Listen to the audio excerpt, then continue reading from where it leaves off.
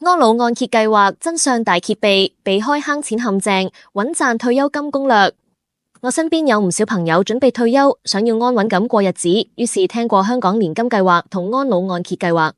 坊間對呢兩個計劃嘅評價不一，好多人話呢根本就係食你嘅老本，甚至係棺材本嘅遊戲。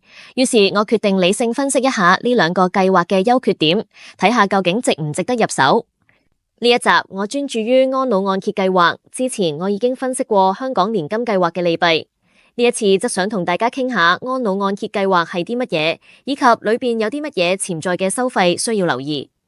如果你對自製長糧冇太多諗法，想知道更好嘅方法，我都會話俾你聽。除咗安老按揭計劃之外，仲有其他適合嘅選擇。安老按揭計劃其實係逆按揭，咁樣嘅玩法跟傳統嘅按揭相反。以前買樓嘅時候，我哋需要支付1至2成嘅首期，然後供滿之後，房子就屬於自己。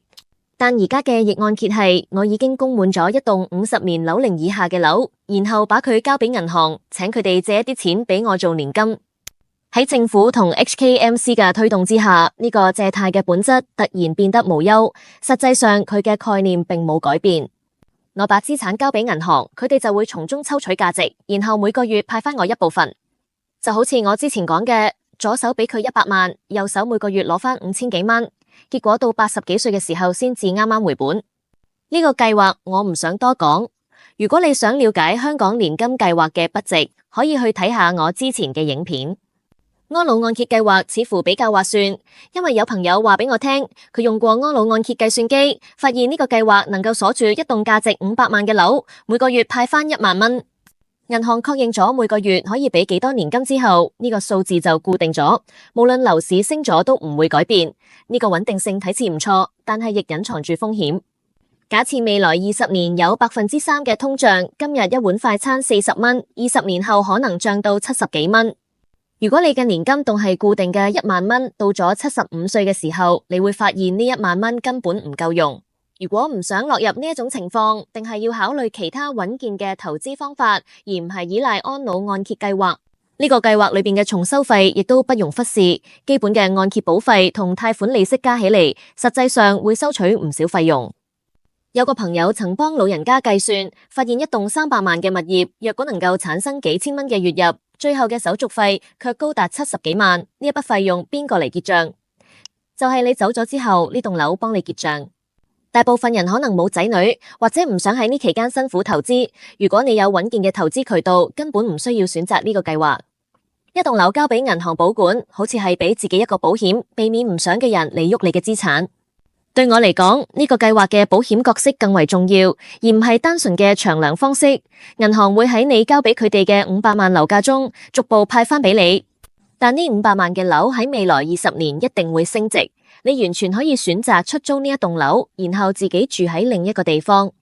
安老按揭計劃推出嘅時候，其實係因為社會上無兒無女嘅人越嚟越多，申請嘅人數亦都喺度增加。好多人選擇終身攞年金，但係其實咁嘅選擇唔一定抵啲。聰明嘅朋友應該明白，呢個其實係一場左手交右手嘅金錢遊戲。年金唔單止係香港嘅計劃，外邊嘅保險公司亦都有唔少唔同嘅選擇。唔同公司嘅年金計劃嘅回報率 IRR 差異好大，有啲計劃喺短短10年內就能回本並獲利，呢啲選擇可能會更好。如果你想了解唔同公司嘅年金計劃，歡迎點擊下面嘅連結索取免費報價。唔好再俾年金呢2個字糾結咗，因為年金產品其實係保險公司嘅儲蓄產品演變而嚟㗎，對於好多公司嚟講，並唔係特別創新嘅產品。若果你唔清楚點樣運用自己嘅資產，記得留低資訊，讓專業團隊俾你免費報價。最重要嘅係要鎖定自己嘅本金，回報亦都要唔錯。我建議大家唔好去銀行揾嗰啲所謂嘅專家，因為大部分人都會俾佢哋嘅長期供款期同慢慢退回嘅年期呃咗，利息亦都係唔保證㗎。如果想了解更多年金嘅概念，歡迎查看我嘅影片，仲有其他投資新方法嘅內容。希望呢啲資訊對你有幫助，記得分享俾朋友，俾佢哋都知道，唔好再被呢啲安全嘅年金計劃食掉老本。我哋下次再見。